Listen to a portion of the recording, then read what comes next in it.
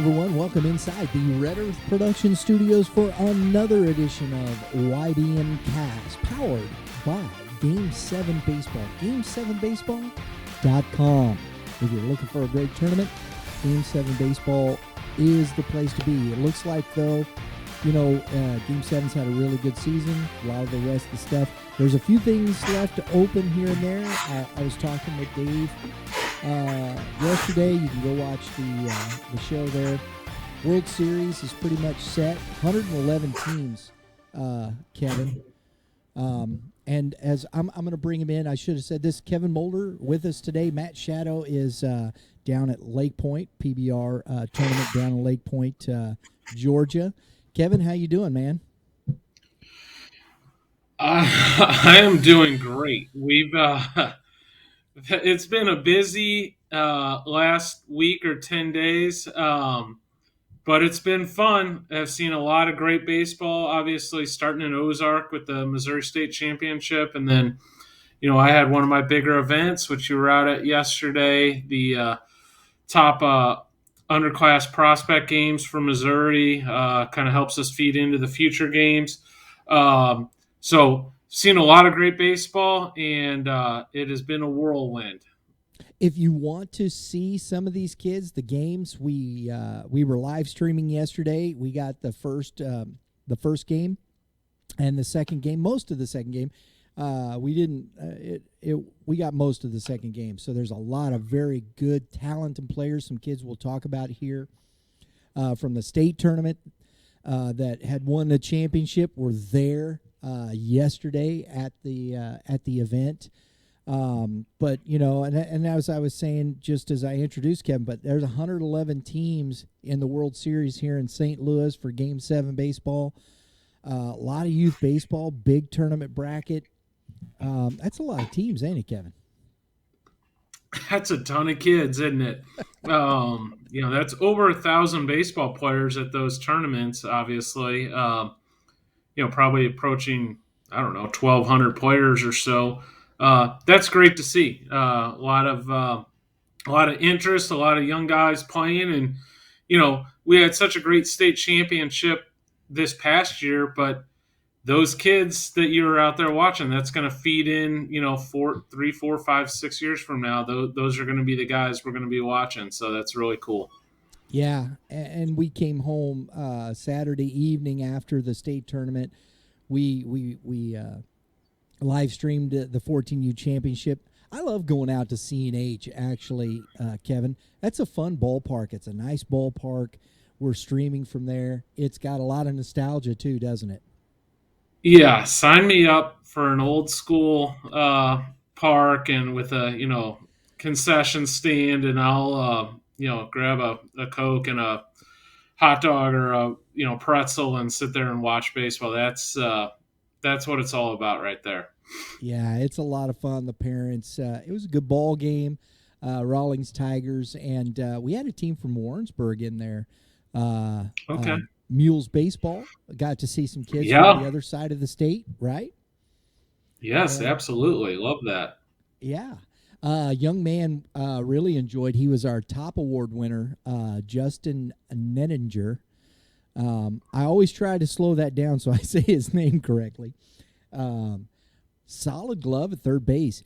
He made a backhand on a shot down the line, threw the kid out, diving to his left, pops up, throws the kid out, and he's a big, solid kid. His bat was working, and then he gets on the mound, Kevin, and closes the deal. Very nice. That's a good day, isn't it? Yes, that is doing it right there. That's a high school baseball player right there. Yes, sir. So it was a lot of fun. But Kevin and I were going to talk a little bit about our Missouri State Finals. It was a lot of fun down there. Let's jump real quick, though. I want to give some love. Class 1, Orrin, who had won the Class 1 last year, was back in the championship game, but lost to St. Elizabeth 9-2. I don't know if you know much about either one of these two teams, Kevin. St. Elizabeth has a big arm heading to Mizzou. But yeah, Oren's a traditional power at the 1A level, and St. Elizabeth had the big arm. And that's such a long week of. Unfortunately, I'm not able to attend the whole week, and I did not get to see any of the 1A or 2A action. But they play at a high level. One thing that was interesting with the programs we get, they're kind of cool. Not only to have it the roster and the stats, I enjoy looking at like the enrollment. And I wish I would have gotten my hands on the 1 and 2A, but seeing some of the sizes of the schools, that there's a big difference. You go to a Francis Howell or a Liberty, and they're at Blue Springs, etc. I'm pulling this up. You're looking at 1,300 to 1,800 kids. Well, especially when it comes to the pitching and being able to field the team, and some of these schools have 100, 150 students. It is it kind of explains some of the reasons why certain teams are stronger and the differences between the classes. Well, just to give you a perspective here, I love that, Kevin. This is a great point. I threw up on the old Google machine here, man. Oren High School, their enrollment is 183. Yeah, and that's really cool that they're able to make that run, and that's why we have the classes. It's not, in a state tournament format. I know we always talk about, hey, let's see if the little guy could beat the big guy, and that is fun, but it's just not feasible to expect a school of 180 students to be able to compete with a school of 1,800 students. And I must. They might be able to win a game, and just for the record, so I don't get in too much trouble, they could certainly win a baseball game. But when we start getting into the tournament play, and we were talking about the double elimination possibilities, and we were I kind of laid out the issues with that is what that can do to a pitching, and if you're having to go 8, 9, 10 deep in your pitching staff like they do in a regional and college baseball, and those guys are actually going deeper than that. Imagine what that does to a high school team. Imagine what that does to a 1 or a 2A school where they literally do not have the manpower for it. Yeah. And another point to this, I'm looking at here, and this is 2022. It says 187 students in grades 7 through 12. Yeah. Wow. Yeah. So you're looking at roughly 145 kids or so, probably for the varsity level, the high school 9 through 12. That really brings some perspective to this. Huge. That's huge, man. My goodness. Class 2, Russellville defeated Portageville 5-3. You know what? I got to do this. I'll be remiss, and somebody will be upset at me, and I don't want to do that. Northeast High School in Cairo won third place over South Nodaway Jefferson Conception. That is just way too many names in that high school. I think we need to figure that one out. I'm sorry. Come on, man. Anywho, Portageville, though, lost to Russellville. Russellville wins the Class 2 state championship, while Plattsburgh beats Gainesville 13-5 in the Class 2. Class 3 was a little different this year because St. Pius X had moved up to Class 4, right? Yes. And we had another local school, local metro area school, Valley Park, had made it to the semifinals this year, but ran into the perennial power, Springfield Catholic, and Ben Smith. and lost to Springfield Catholic. Ben Smith is for real. I'm trying to remember. I think it's Morrison is the other young man, correct? Coleman Morrison, yes. Coleman And Morrison. I was able to catch some of the 3A action, and yeah, we had a great championship matchup with Springfield Catholic and Father Tolton. That was a pretty good ball game. Yeah, and Father Tolton had a really nice season, and you know, I kind of favored Springfield Catholic heading into the year. I'd kind of talked about Springfield Catholic, and they'd been in our small school rankings at the top pretty much all season. And Tolton Catholic has a good roster. They got some really good players, and came away with the 3A championship in a nice ball game. So that was a really fun one to watch, and yeah, they you start to get to that 3A, you start to get to the size where certainly some of those schools, like Springfield Catholic, had played a lot of the big boys, and they, we talked about this, like they didn't have the world's greatest record. Some of the small schools sometimes have, like, they'll be 23-1. Well, Springfield Catholic lost their share of games, but they're out there playing 6A teams, 5A teams. They'll line up with the big boys, and right now they have the roster to do that and competed, and paid off for them. They made a good run at things this year and ran into a good Tolton team in the championship game. So it was a fun 3A championship. It was, and I got to see some of that game myself. I enjoyed it. Caleb Morrison, I saw him the next day. He was, at the championship game for, I think it was Class 4. I was watching. He was there. Talked to him. Heck of a nice young kid, man. I really enjoyed. Got a chance to talk to him a few minutes there at the ball field. And he was very gracious. He said, they got me a little bit. He said, I pitched the best I could. I was working hard, and I love that stuff. You see these kids out there, and he had a buddy that was on one of the Class 4 teams supporting him. I think that's great stuff. Very cool, yeah. And that's the other interesting thing now with the way summer baseball is. A lot of these kids have played against even the the St. Louis kids and the Kansas City kids, the Springfield kids. It's not just, hey, a kid from Wimberg knows the kid at Francis Howell. It's the kid at Wimberg knows the kid at Liberty North, or the kid at Logan Rogersville, and they're not all in the same class or whatnot. But a lot of these kids, most of these kids, know each other and have played against each other for a good while now. And what was interesting is you can check out my Twitter feed. I was out on the ball field yesterday when Kevin was starting to do. They were doing their infield work, and there was a couple of young men from the Tolton Catholic School there. I believe is it Jake? I thought it was. Is it Jake Bryan or Jack Bryan? Jake. It is Jake Bryan. Okay. Jack Bryan's at Francis Howell. Thank you. So that's how you know that name. I was wondering. I thought that popped in my head. Well, from what I understand, Ryan threw a complete game shutout, and I believe it was in that semifinal game.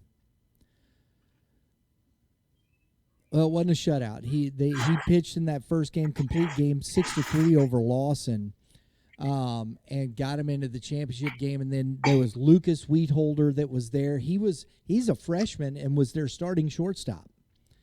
Yeah, and he had a really nice job. He did a good job at the state tournament. It caught my eye that week, and I had known about him before the state tournament, and then got a good look at him at the state tournament. And then he comes to the event yesterday, and I get an even better look at him. So that's fun, and it gives you a kind of a different perspective on guys, getting to see them play for their high school team in a high pressure environment, and then also to deal like the Missouri top prospect underclass games that we had yesterday. And that's where I kind of get to poke and prod and dive into the metrics, the exit velos, the blast motion stuff, the 60 times.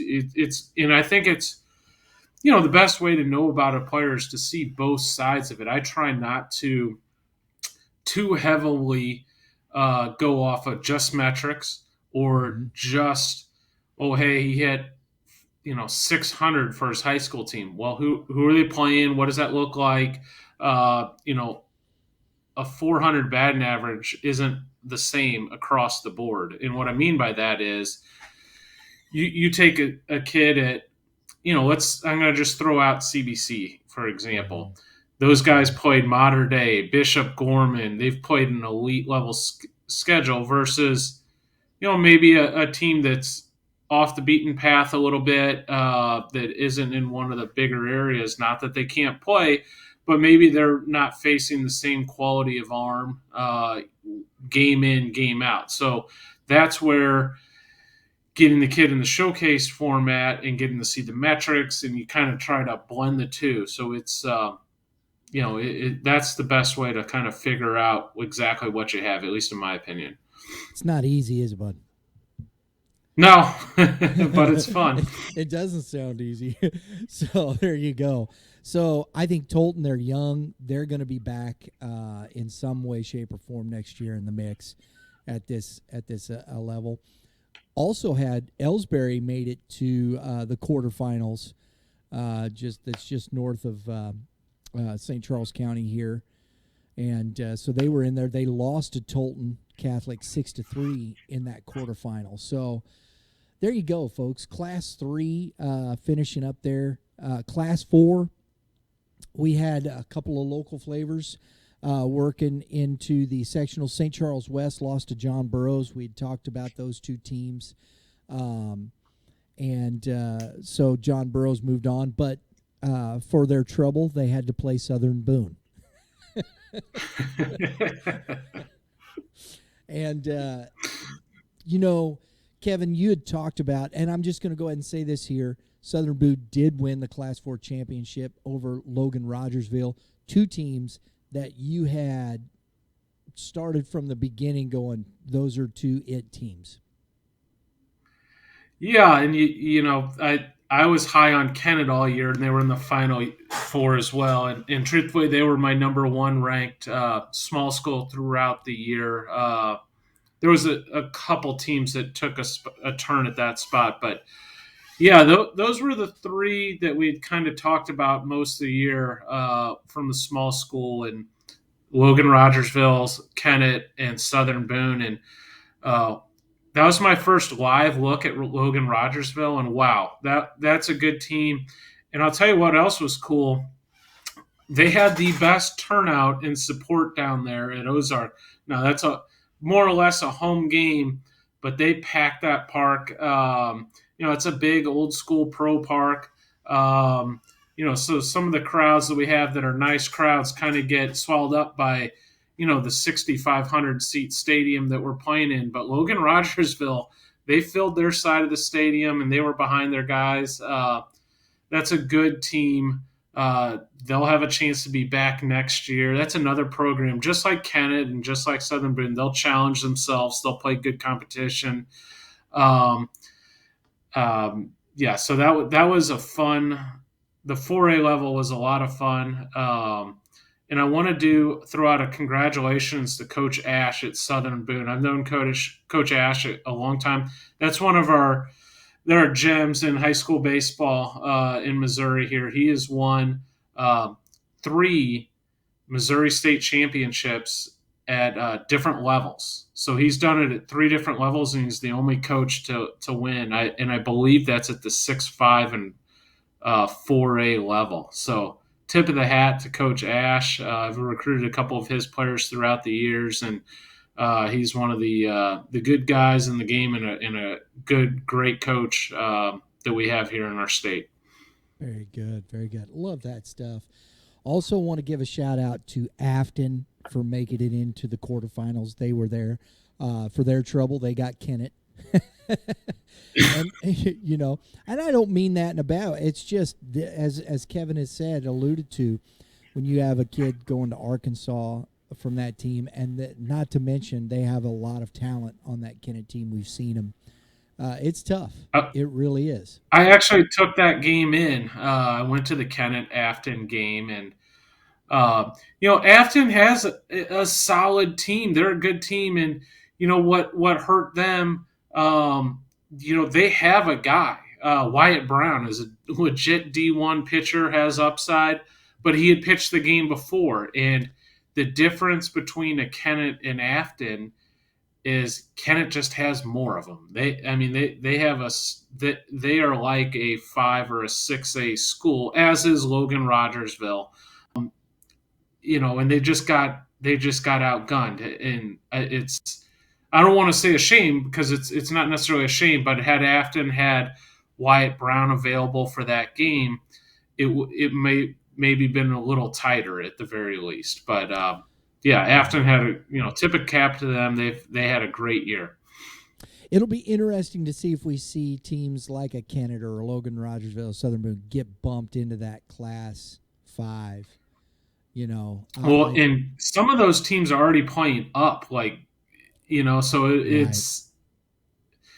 is an interesting thing, and we had that conversation with our Misha directors in the wintertime, and in my opinion, you have to be careful because you get teams that are playing up in above like their enrollment because they have a loaded group of players.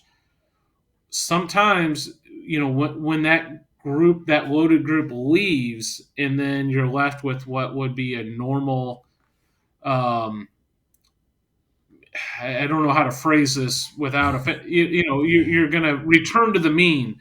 You lose those. It's just a random occurrence. You got 3 or 4 absolute studs that happen to be in the same class, and you got an enrollment of 700, and now you're playing with teams that have an enrollment of 1,000. And then those kids graduate, and those kids that were just a couple classes behind them are left playing. The bigger schools, it's feeding the kids to the lions or the wolves, if you will. To put it in a way, I think that perspective, elite talent has ebbs and flows. And that's basically what it boils down to. There is elite talent, and that's what we talk about. That's why there's only, 0.004% or 0.04% of, high school players ever make it to the big leagues, because it's elite talent. So then you have elite talent here that's going to that next level, and for lack of a better way, and I think it's tough because we've gotten in this society, and I'll say this, that we don't want to offend people, and I understand, and Kevin's being gracious, and he is, and it's okay. We're not trying to offend people, but I'll say this because I think this is the way it is, and that we have to bring this into perspective. There are kids that are just better than other kids. That's just a fact. So that doesn't mean your kid doesn't have talent or anything like that. It's just there are some that are on an elite level. There's some that are on a very good level. There's some that are on a good level. That's just the way it is. And with high school, if you have some elite level talent, that'll take you a long way. Correct, Kevin? Yeah, absolutely. Now, that Kennett Ball Club has they have multiple Division I players on their team, but Reese Robinette's not going to be there next year. That's going to completely change the outlook of that ball club. They're still going to be really good. It wouldn't shock me at all if they won state next year, but it does change the complexion of what that ball club is going to look like in a year. Absolutely, and I think that goes right to your point, where then you have kids that are left there. They're playing at 5A, and they're going, "Oh man, wait a minute," and I think that's tough. So I think that I hope, and we don't know for certain, but I hope they take that into consideration, in some of those situations. So again, congratulations to Southern Boone, Coach Ash there. Taking the championship 8-3 over Logan Rogersville. Kennett taking third place over Marshall. And let's move to Class 5, where the format was changed. I think last year, if I'm not mistaken, because they separated the class, put Class 6. There's, I think, 63 teams in Class 6, 64 teams in Class 5. I could have that backwards. I'm not quite sure. I'd have to go look, and Not going to jump back there right now. So that made 8 districts with 8 teams. One of them had 7 teams. And so here we are in the Class 5, and we had some really good teams. And there was only one game that I thought was interesting that really kind of got away, and that was Festus really put a hammer down on Lutheran South. Oh yes, in the sectional game. Yeah. Yes, in the quarterfinals. Yeah, they did. Right? I'll tell you what, Festus really impressed me. I'll be honest, that wasn't a team that I saw in the regular season. They did a nice job. They got some good young talent. Mason Shermer is a freshman going to Mizzou, who I did know about and have seen a number of times, but just not in a live game setting. He's got a great feel for things on the mound. You wouldn't know he was a freshman if he just showed up to the game. A lot of the times you can kind of pick out, there's a younger kid or whatnot. Mason blended right in. If he didn't blend in, it was because he was standing out. So he did a great job. And that Festus Ball Club was a tough out. And I'm going to go out and say this too. That was probably the number one upset or shocker to me of the whole tournament.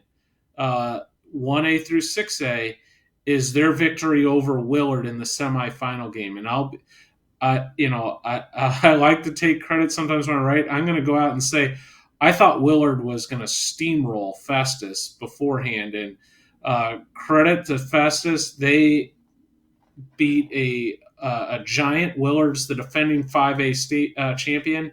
That Willard's also basically the de facto home team. They had the crowd out for that one. That's a Springfield area team.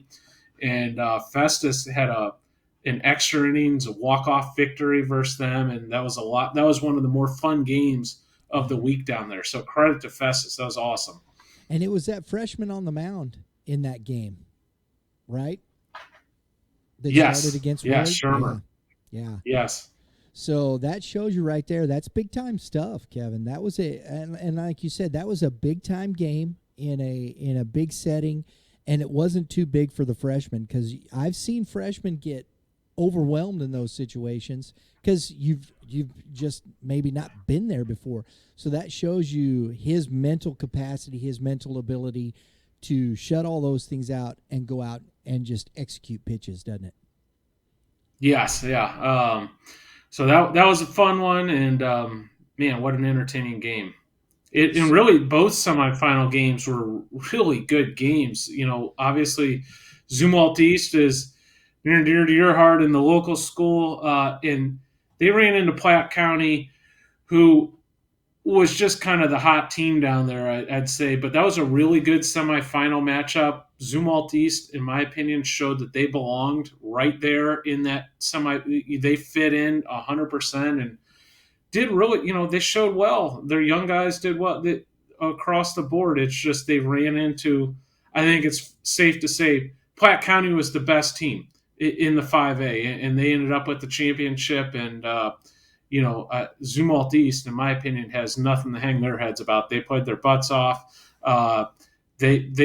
They got to the level they deserve to get to, in my opinion. And that's all you can ever ask of your kids is, of course, you want to win every single game. Yeah. But I think Zumwalt East can look themselves in the mirror and say, we got the most out of our team and our ability, and they have a lot to be proud of. Absolutely.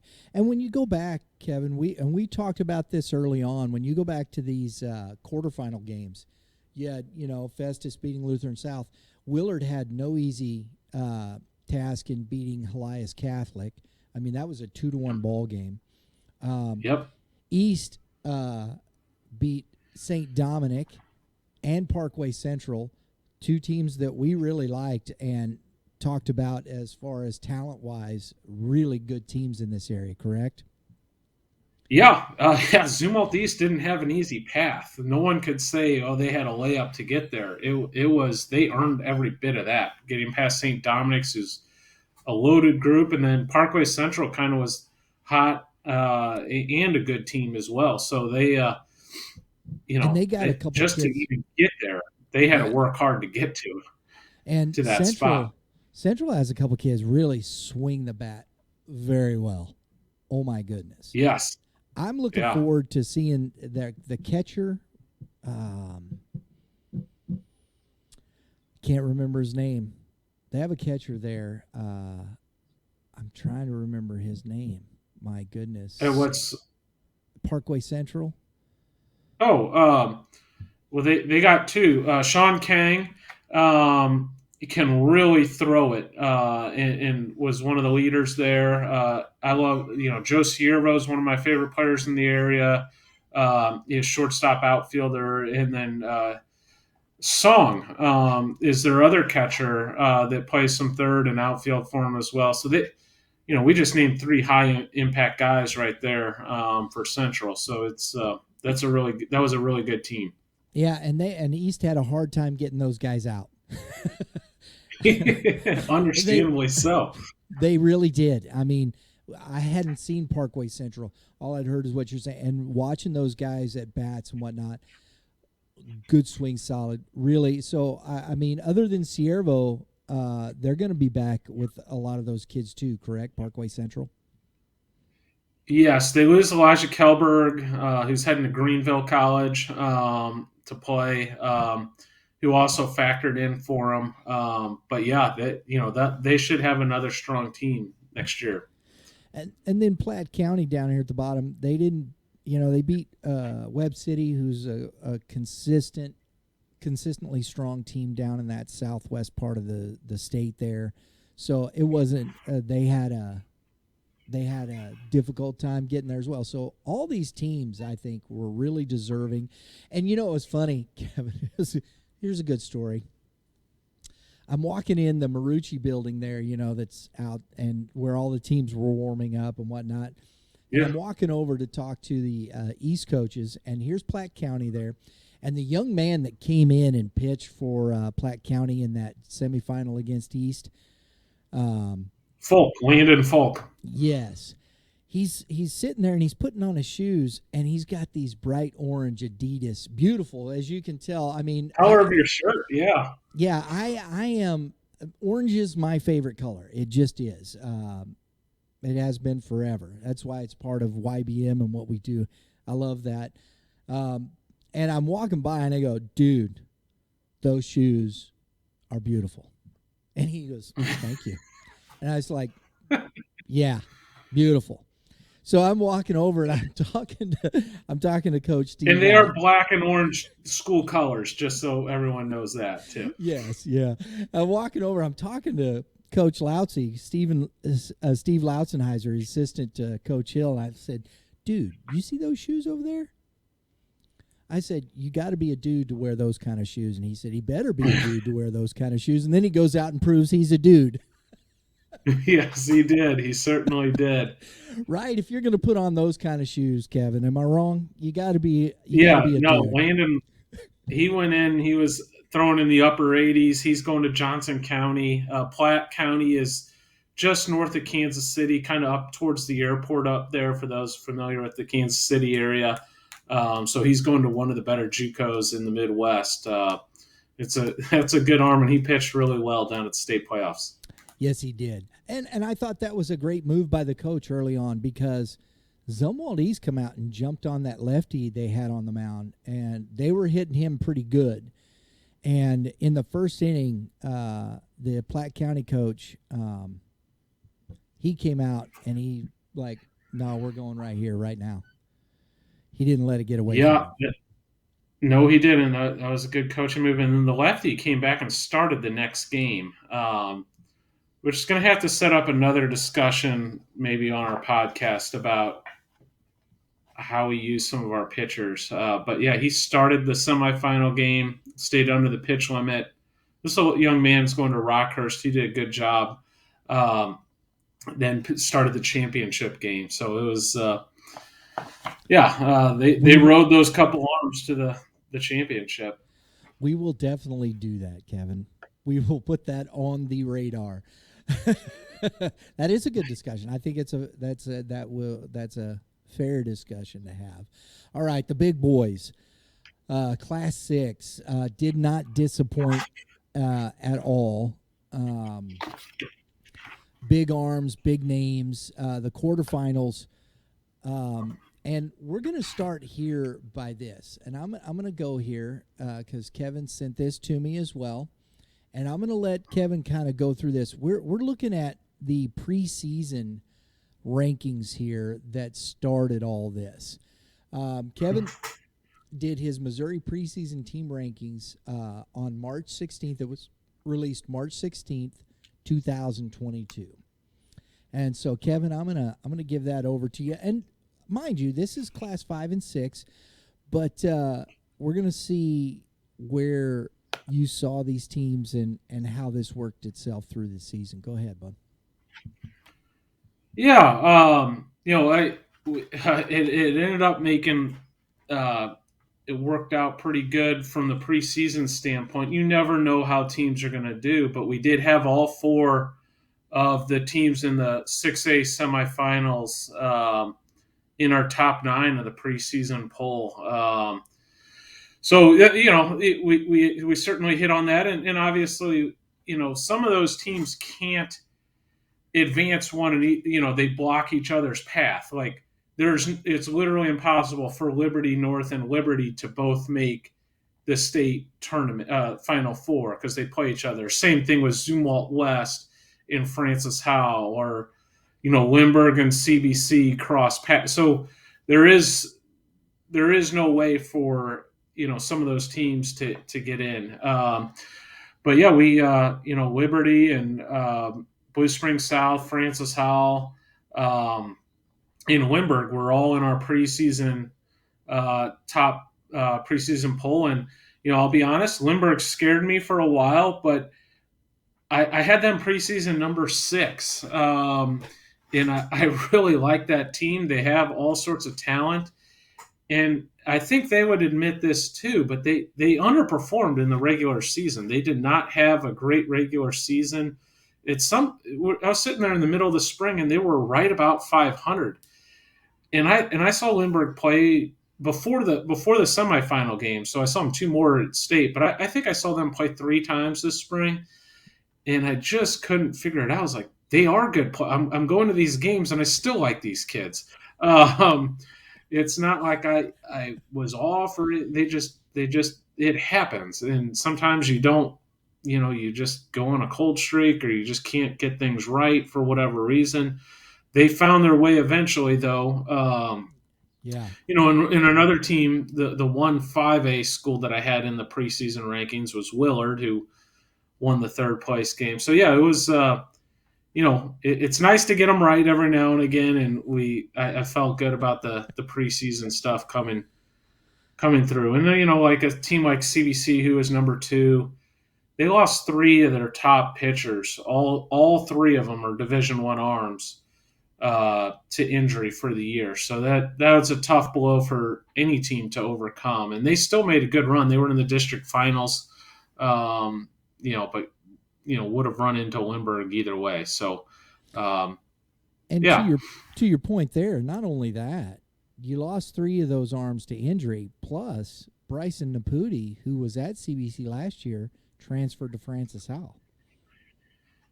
Yes, he did, and Francis Howell certainly was a benefactor of that because he had a great year for them, and kind of was the difference. Zumwalt West and Francis Howell were so close to each other.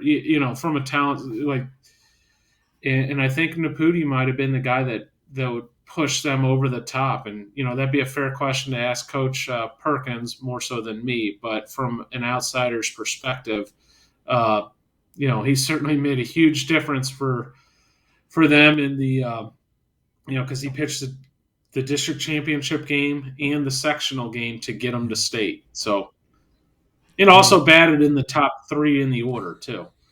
Yeah. And as you were saying, so that's really 4 pitchers CBC lost that really made an impact on that team. And then, so I think that's there's something to be said there. And as you were talking about and alluding to, districts, CBC, Lindbergh, and Jackson were all in the same district. So Yes. you knew all three of those couldn't get there. And then Timberland, there was another team that was just an enigma. Yeah, they had a bit of a disappointing season, if I'm being honest about it. But they're a younger team. They'll have a chance to have a strong group next year, and we'll see. At one point, they did start the season. I'm going to be off on this a little bit, but 11-1 or 12-1. So they started out gangbusters, and then. I remember talking to their coach at one point. They had been hit by the injury bug a little bit. The flu bug got them a little bit, and then just never recovered. And then also, to be fair, we're in a ridiculous district, possibly and probably the hardest district. We outlined that 3 weeks ago. That district was loaded. Francis Howell, Zumwalt West, Holt, them. So that was, it was unforgiving. It was, even if you found yourself, you were still going to have to beat the likes of Zumwalt West and Holt and Francis Howell. So even if you're firing on all cylinders, that's tough. Exactly. And not to mention you had Liberty and Zumwalt South with good arms, and Troy Buchanan, good arm. I mean, yeah, the teams that may top to bottom. Yeah. That was an amazing thing, and I think it really shows how difficult it was for Howell when they came out of that tournament, out of that district. You earned your spot in those quarterfinals. It was just 100%. Yes, you're earned, and the same with Liberty, Liberty North, I should say. The coach, it's Stiegler or Stiegel. Stiegel, yeah. Okay. I was talking to him, got a chance to talk to him before their semifinal game, and I thought it was such a great story because they played Raymore Peculiar in the quarterfinals, right? Or district?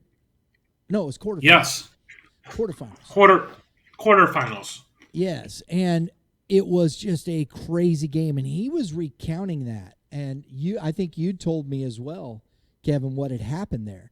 Because Raymore Peculiar was up 6-2 in that game in the 7th inning, folks. We talked about their pitching in Liberty North before the championship game. They won 3 one-run games. So they walked off to beat Liberty. So they were down a run in the district finals to the best pitcher in the state, or the best pitching prospect in the state, in Carson Milbrandt in the senior class.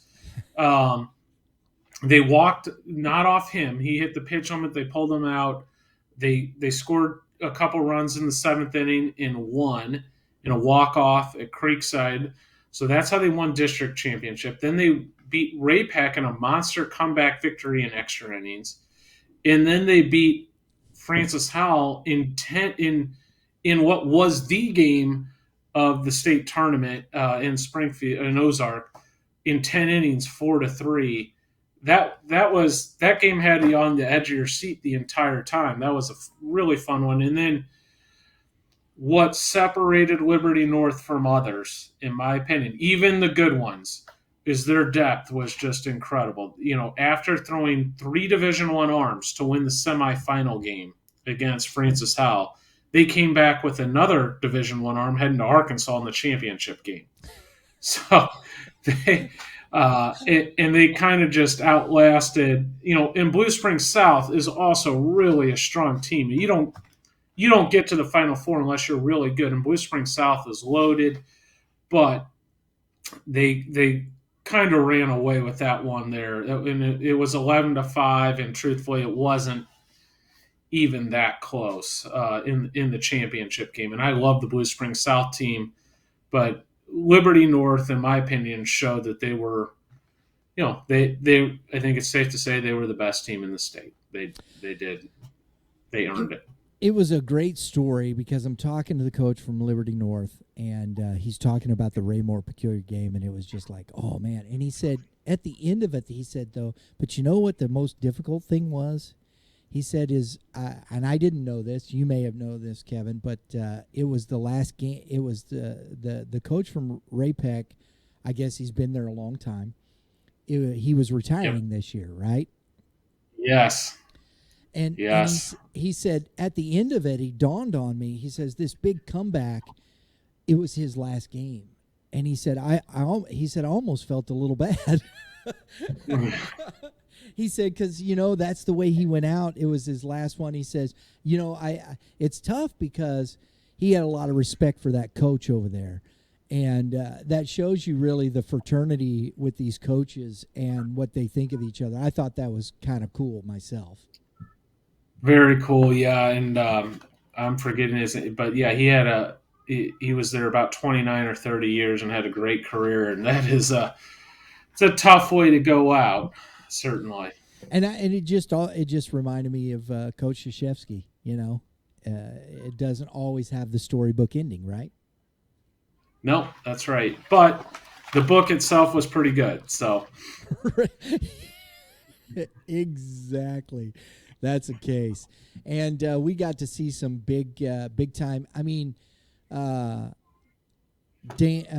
Bourne at Lindbergh, he didn't disappoint. Lost 2-0 to Blue Springs South in the other semifinal. That was a heck of a pitching performance. That kid is for real. That was two heavy hitters because you had Trenton Rohr for Blue Springs South that going to Mizzou, and then Dane Bourne for Lindbergh going to Tennessee. And heading into the tournament, that was the one I was most excited to see, just because I knew that was going to be a front line ace versus ace. I truthfully thought Blue Springs South was the better team depth wise, but Dane Bourne was probably the best pitcher at the tournament, and it was a heck of a game, 2-0. Lindbergh couldn't scratch when they had some opportunities, but it's just tough to score runs, and that was postseason baseball in a nutshell, that game. And then the game of the tournament was certainly the Francis Howell Liberty North. And Francis Howell, there's another program. They got nothing to hang. They won the third place game. They made some unbelievable defensive plays to extend those games. Titus Sissel absolutely robbed some kid with his diving catch in extra innings at second base with the game on the line. If he doesn't make the play, the game's over. And then I thought they were going to walk it off. Liberty North was going to hit a walk-off hit to left field. Tate McGuire hit a ball into left field with a runner on second in extra innings.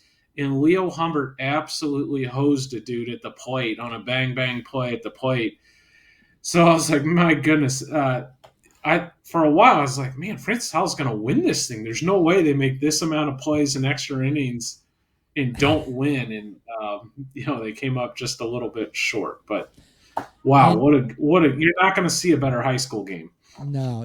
And the great thing is I've got some video of that game. Because as you know, I was up videoing that, so I haven't had a chance to go through it. But I'm going to look and put some highlights together and put that out, because there, as Kevin was saying, there was some just phenomenal.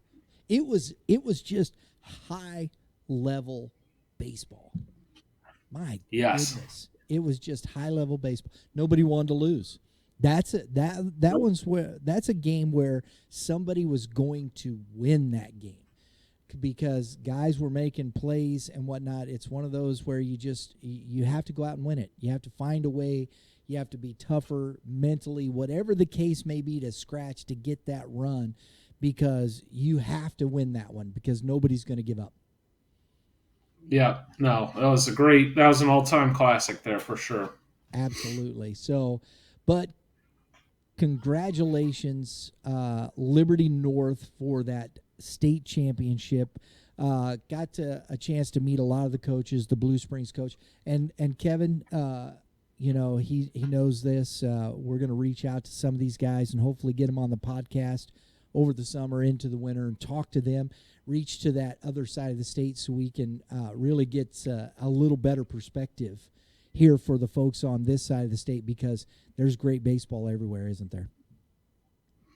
There is, and that was on full display this past week down in Ozark. We had, the southwest part of the state represented, the southeast part of the state represented, obviously Kansas City, in St. Louis, and then Father Tolton, the 3A state champ, was from the middle. So it really is, throughout the state, a strong state of baseball. And just the not too early look into 2023. I can't help myself.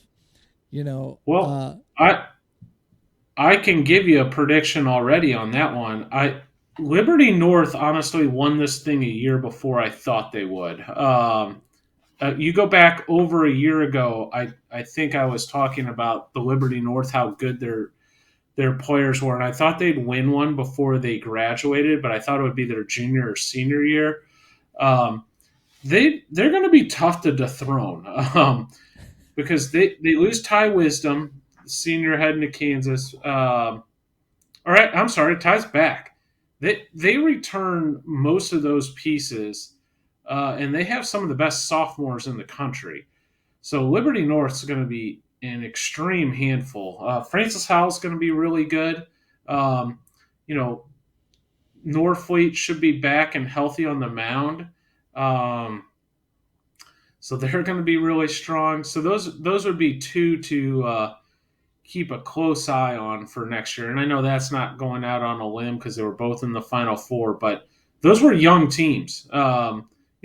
Coach Perkins loses some guys that were really good players. Jake McCutcheon had a heck of a senior year, and you never want to lose a guy like that, but that's the nature of high school.